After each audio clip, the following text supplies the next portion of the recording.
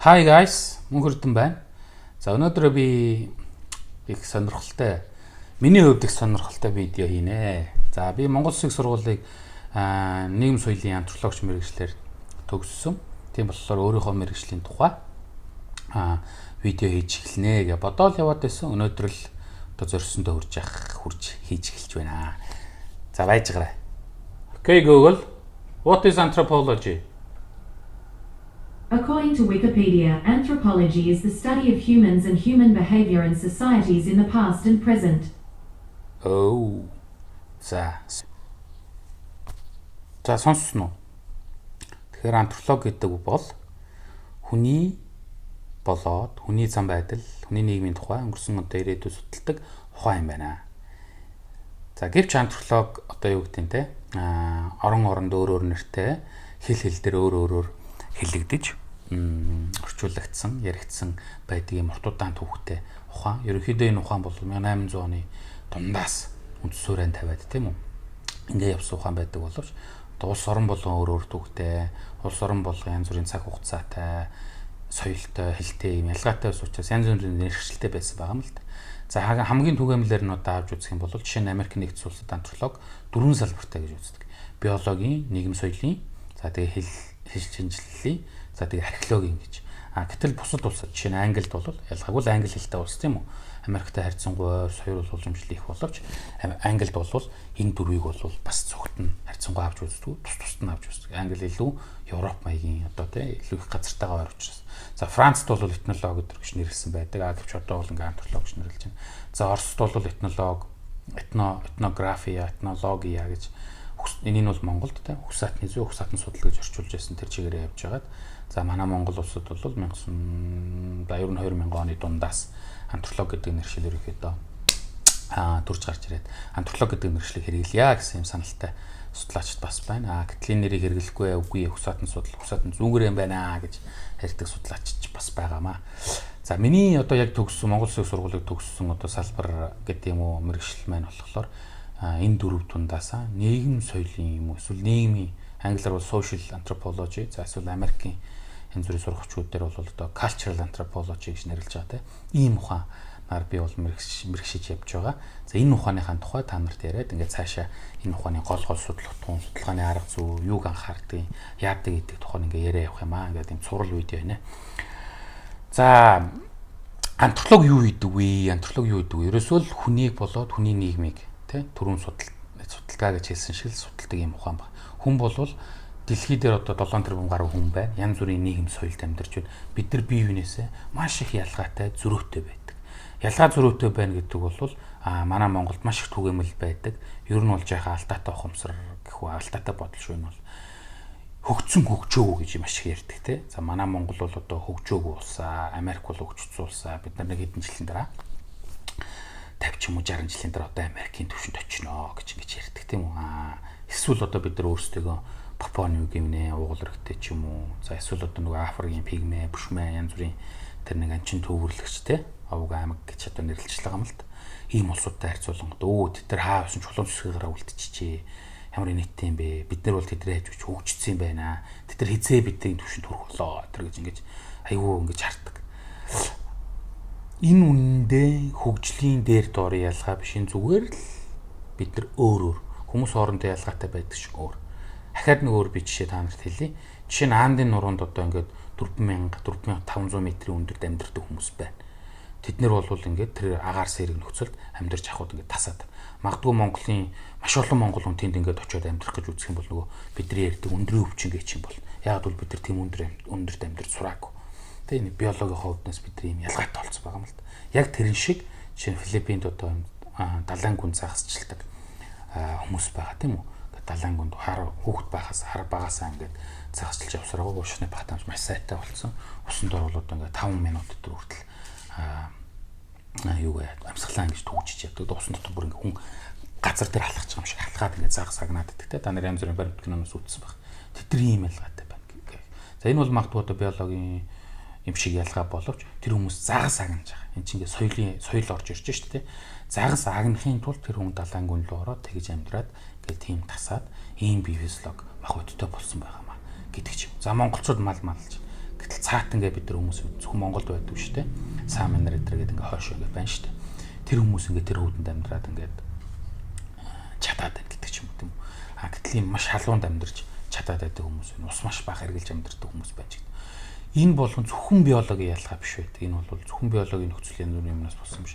Бас соёлын хэрглэж байгаа аж ахуйтай тодорхой хэмжээнд холбогддог л. Тэгэхээр энэ ялгаануудыг анхаарч судалдаг ийм боломж өгч чаддгаар антрополог одоо юу гэдэг нь те ялгааг судалдаг юм байна. Ялгаатай байна гэдэг бол одоо дорой буура, мангар тэнэг, галцсан согтуу гэсэн үг шүү. Зүгээр л ялгаатай. Бид нар хоорондоо ялгаатай. Тэр хүн төрөлхтөн ийм их ялгаатай байгааг судалж шинжилж үзэж байгаа энэ ухааныг л антропологоо гэж болж байна. Бусад ухаанууд үйл энэ ялгаануудыг судалдаггүй юу гэж хүмүүс асууж магадгүй. Судалдаг. Гэхдээ антрополог бол илүү их гүн үнцгийг судалгаа хийдэг гэж өөрсдөө үздэг. Жишээ нь яагаад өөрсдөө ингэж их төвөл гэж хэлж чадаад байгаа вэ гэхээр антропологч хүн аль нэг соёл дээр очиод тэр соёлоо судалж мэдхийн тулд хэлийг сурдаг. Хамгийн багадаа 12 сар, 18 сар буюу одоо нэг жил 6 сар, 3 жил, 4 жил гэдэг судалгаа хийдэг. Жишээ нь Монголд антропологийн судалгаа хийж өчнөө олон барууны янз бүрийн хүмүүс бий. Тийм үү? Японч гэсэн байгаа. Азууд дээр ч байгаа шүү. Тэр хөтөл бүр одоо Кенээс ирж Монгол судалгаа хийсэн хүн ч бий. Тийм Монгол 8 жил амьдэрсэн. Африкаас ч тийм. Тэр хүмүүс ингэж монголын хэлийг сураад монгол хүний юу хэлж яриад байгаа бүх соёлын контекстүүдийг ойлгож чаддаг болоод монголчууд яагаад ингэж амьдраад байгаа юм бэ гэдгийг судалж. Барууны магдууныг одоо тийм английн хүүхдийн өдөр бол ингээ маллаад ингээд амьдрна гэдэг бол тэр хүн төсөөлөхдөггүй байхгүй ямар сони юм бэ? Тэр яаж амьдрт юм бэ? Гэтэл яагаад энэ хүн ингэж амьдраад байгаа юм бэ гэдгийг л магадгүй тэр хүүхд тойроо байдлаар тайлбарлаж хэлж өгч гин гэдэг бол антропологч хүний хийж байгаа ажил. Тэгэхээр ингээд 1 жил 6 сар одоо юу байдгийг маш удаан хугацаанд нөгөө хүмүүсийг чинь судлаад таньж мэдээд тэгээд судалгааныхаа бүтээлийг бичээд тэр нь хэвлэгдэж гараад хүмүүс уншиж байгаа. Ийм ажлыг антропологч хүн хийж идэг л да. Жишээг дахиад лавшруулж идвүлээ бодож үзье. За жишээ нь одоо би дараагийнхаа видеонд ярина. Жишээ нь олон их нэр авдаг соёл бай. Одоо чинь Арабын улсуудад байна тийм үү? Одоо ислам шүтлэгтэй тийм ийм улсуудад байна. Тэр магадгүй энгийн хүмүүс одоо юу гэдэг ингээл тоглоом шоолон болоо сайхан юм гоё ч юм уу гэл ингээл ярьдаг байж болно. За зарим хүүхдүүдийн өдөр бол бай үзэгдтэй эмэгтэй хүний эрхийг зөрчөөдтэй балаа ингээл ярьдагч байж болно. Зүгээр энгийн ухамсарын төвшөнд бол тийм боловч яг антропологийн үүднээс судлаад таниад мэдээд үзэхээр эдгээр шал өөр утгатай байдаг. Тэр үтэл олон нөхөртэй байдаг соёлч байна. Яагаад олон нөхөртэй байдаг? Балаа биш. Дахиад л судлаад очиод ингээд үзэх юм бол энэ бас их өөр байдаг тийм үү. Учиртай болоод л хүн тийм үйлдэл хийдэг болохоос ямар ч учир зүггүйгээр аливаа нэг ард түмэн соёл бидний нүдэнд гэдэг юм өөр гадны соёлын нүдээр харахад гад сонир санагддаг зүйлийг юусоо эзэж хийдэггүй. Тэгэхээр энэ болгоныг л хүнд энгийн ойлгомжтойгоор тайлбарлах тийм үү. Ийм боломжийг илэрхийлдэг ийм нэг ухаан бол одоо ингээд антрополог гэдэг ухаан байгаамаа. За соёлын ялгаатай байдлыг судалдаг ийм ухаан гэж маш товчоор хэлж нэрлэж болох бай. За тэгэхээр антрополог бол маш олон сэдвийг судалдаг болж маш олон юмыг судлах юм шүү гэсэн төсөөлөл та нарт бууж иж магадгүй. Яг тийм. Ерөөсөө маш олон сэдв судалдаг. Антрополог гэр бүлийг судалж байна, ураг төрлийг судалж байна, улс төрийг судалж байна, эдийн засгийг судалж байна. Тэ шашныг судалж байна, сэтгэлгээ, сэтгэл зүй, бизнес гэдэг олон салбарыг судалж байна л та. Тэгэхээр магадгүй маш зарим олон хүмүүс гайхаж магадгүй. Энэ чинь ямар учиртай ухаан бэ? Антрополог өөрийгөө бол салбар дундын ухаан гэж байнга хэлдэг те. Салбар дундын судалгаа хийдэг. Өөрөөр хэлэх юм бол нийгмийн бусад шинжлэх ухаануудад одоо бол харьцангуй гайг болсон. Өмнө нь бол яг антрополог юун дээр дөрөөлж ингэж дээшээ тодорж гарч ирж одоо ийм юу гэдгийг том бие даасан ухаан болж чадсан бэ гэхээр нийгмийн шинжлэх ухаанууд үүсээд анханасаа бий болохдоо маш их нийгмийг судлахтаа ингэж хувааж хэсэг хэсгээр нь хагалж бутрахсан байгаа юм л. Энэ улс төр судлал, энэ түүх, энэ бол одоо эдийн засаг, энэ бол шашин судлал, энэ бол философи. Наадах чи манай асуудал биш вэ? Чи одоо шашны хүн байж улс төрийн асуудал юу яриад байгаа юм? Чи эдийн засгийн хүн байж улс төр мэдэхгүй, улс төр юу яриад байгаа гэдэг ингээд бинийгээ оруулдаггүй, бинийгээ салбартаа оруулдаггүй ингээд тусдаа хөгжөөд ингээд салаас сарниад ингээд алга болсон байгаа юм л. Гэтэл үнэндээ хүний нийгэм гэдэг чинь комплекс юм цогц зүйл. хүний нийгэмд ч улс төр байгаа, шашин байгаа, эдийн засаг нь байгаа. Яг энэ шиг чинь Монголын нийгмийг судалж байгаа хэн нэгэн судлаач хүн Монголын нийгмийн улс төрийг судлаад нөгөө эдийн засгийн, шашнын, философийн, сэтгэлгээгийн, түүхийн, соёлын, урлагийн, уран сайхны хамаг юмыг орхиод байх юм бол Монголын нийгмийн тухай бүрэн ойлголттой болж чадахгүй. Тэр хүн Монголын нийгмийн улс төрийн тухай л ойлголттой гэсэн үг байхгүй юу? Тэгэнгүүтээ монголчууд ингэдэг тэгдэг гэж ярих юм бол учир дутагдaltaй болчихно. Антрополог бол харин ч бүгдийг оруулж ирээд судлаад аль өнцгөөс нь гаргаж ирэх гэж оролддог. Гэхдээ хамаа замраагүй бүх юм руу ороод л ингээд дэвэн дэглээд л дээшээ гүгээд л ийм байдгаа гэж хэлж байгаа юм шүү. Мэдээж эдийн засгийн тэр нөгөө нэг мэрэгжлийн янз бүрийн тэр одоо том юм элдв юм руу нь бол антропологч ордоггүй, тэр мэдэхгүй, тэр бол эдийн засгийн асуудал уучлаарай бүү мэд тийм үү. Гэхдээ энгийн хүний төвшөнд, амьдралын төвшөнд янз байгаа эдийн засгийн асуудлуудыг судалдаг. Ямар асуудал жишээ нь байж болох юм энгийн хүний амьдралын төвшөнд. Нэг их төрийн хөршин цагаан сар болох гээд зээл аваад тэгээд цагаан сараа тэмдэглэж антрополог судлаа гэж үдээ. Энэ бол маш сонирхолтой хөвөний өрхийн эдийн засгийн амьдралыг харуулж байгаа судалгаа мөн өмнө. Тэгээ эндээс ургуулад одоо юу гэдэг цагаан сар гэдэг ч юм уу эсвэл төрийн зээл гэдэг бол ямар зүйл юм бэ гэдэг тайлбарлаж ингэж болно.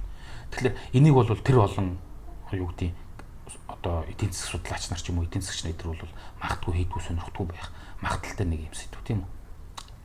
Гээд ийм сонирхолтой сэдвүүдийг одоо юу гэдэг судалдаг ийм учраас их маш комплекс өөрсдөө бол тийм холистик гэж хэлж байгаа тийм ийм судалгаа хийдэг судалгааны салбар байгаа тийм үү.